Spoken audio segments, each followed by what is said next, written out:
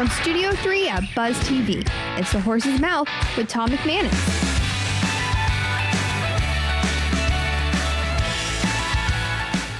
All right, welcome into The Horse's Mouth here at Tommy Mac's at my bar, of course, where everyone has a chance to have a seat and tell their story. This time around, it's Raising the Bar with my good friend Alan Pickert, and brought to you by our friends at Terrell Hogan Law. Great to have them on board. Let's welcome in Alan. He's got a special guest. Alan, how are you? Welcome back.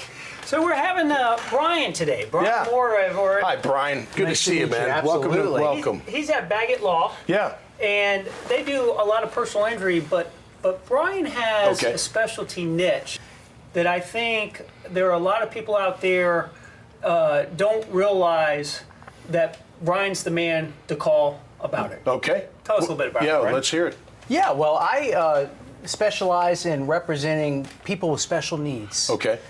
Cases against psychiatric hospitals, whether it's brain injuries or other kinds of emotional distress type claims. Okay. In a range of types of cases, but may have special issues within them, such as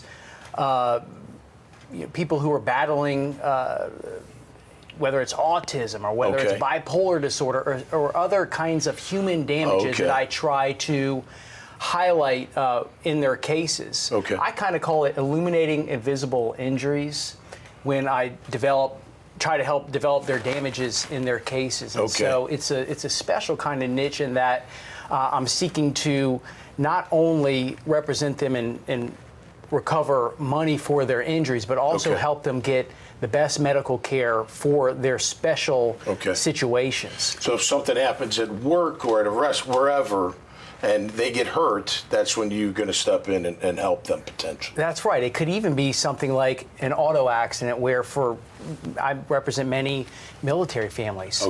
Persons with PTSD, other kinds of conditions that are lurking beneath the surface that are unique to them, and that when you represent the whole person, you want to bring that to bear and include that as part of their claim. So you must have specialists, I would imagine, right? Medical specialists to back up anything you need to present in your case?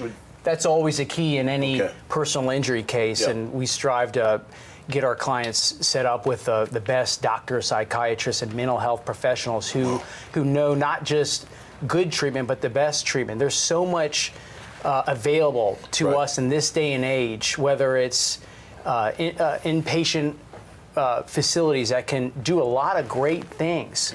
There's been so much cutting edge medical developments with respect to mental health, whether it's Spravato treatments for treatment-resistant depression, or even neurological work that can be done. There's so much out there, and I think the public is ready to understand more about the mental health side of things, which affects everyone. And what I want to do is bring that to the forefront in their case so that they get the top medical care and that they're compensated for the whole person. Now, Brian, tell us a little bit. Brian came to my attention when I was the former president of HEAL, which is the local nonprofit here helping enrich autistic lives. And Leslie Weed and Bobby Weed, and they created that in 2006, and they do a great job for those people on the autism spectrum and their families. And you had mentioned autism is one of those things on the spectrum. How is it when you're having a client that has a disability or is on the spectrum? I would think that you would have to kind of tackle that case a little differently. That's such a good point. These kinds of clients, whether they're nervous, maybe there's issues with credibility, whether they're even believed in certain situations.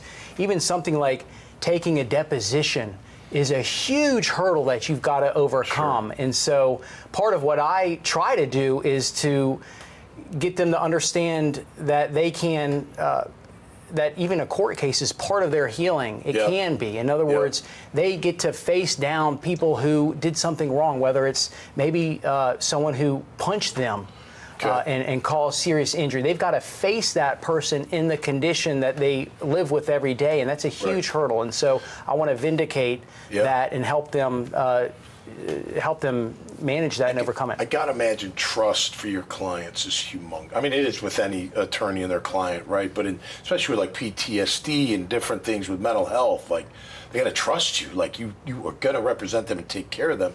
I'm sure that's not easy right off the bat sometimes, right? You got to earn that somehow. That's so true. Right. Nobody's going to tell you exactly what's lurking beneath the surface on the first visit. So you've got to know your clients. You've got to visit with them. You've got to go to their homes and see how they live, so that you can, represent the whole person and unlock, full spectrum damages for them. Yeah. And so. Wow. I really believe that there's no substitute for knowing your clients inside and out. Yeah. And so that's what I. What a great niche, man. That's cool. Yeah. Was there anything special that got you into that niche? Was it a particular case or just an interest, or what made you choose that path, so to speak? Well, whether I chose it or it chose me, I'm not really sure. Yeah. Right. But I always think of this one case that I handled where I represented a young girl who unfortunately died by suicide inside of a sober living home, and I don't think those people should be forgotten. Right. And she had a story to tell, and I wanted her memory to live on. But on top of that, her suite mates inside this home were directed to go inside of a room where, unfortunately, they discovered her, and their lives were turned upside down. Yeah.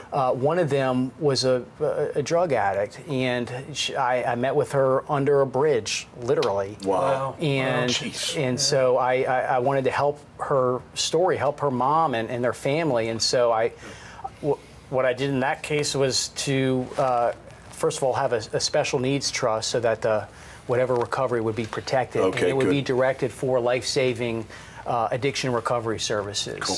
And so that's a case that I'll never forget. And anytime you meet a parent who's lost a child, that's something that you never. That's kind of when I became a lawyer, I think, is when I talked to a mom who lost a child, and you really kind of realize how solemn and special the duty of an attorney is. Yeah, good for you, man. You're doing the Lord's work and doing a good job. All right, let's talk ball real quick, because I know you're a big Jag fan, right? That's what I heard. Always. I've been going to games since 1996. Have you really? Yes. How are you feeling about 2024? What are we thinking?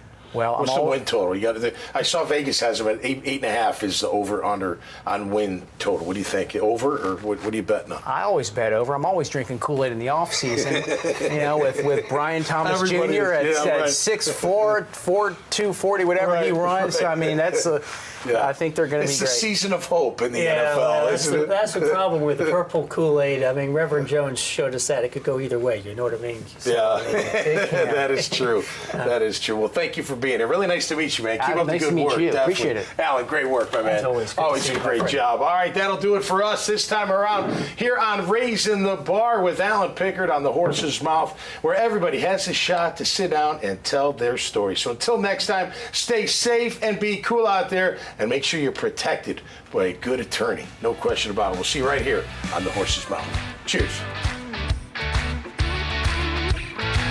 Darrell Hogan Law is a collection of lawyers that help people solve problems in areas of life they're not able to solve them themselves.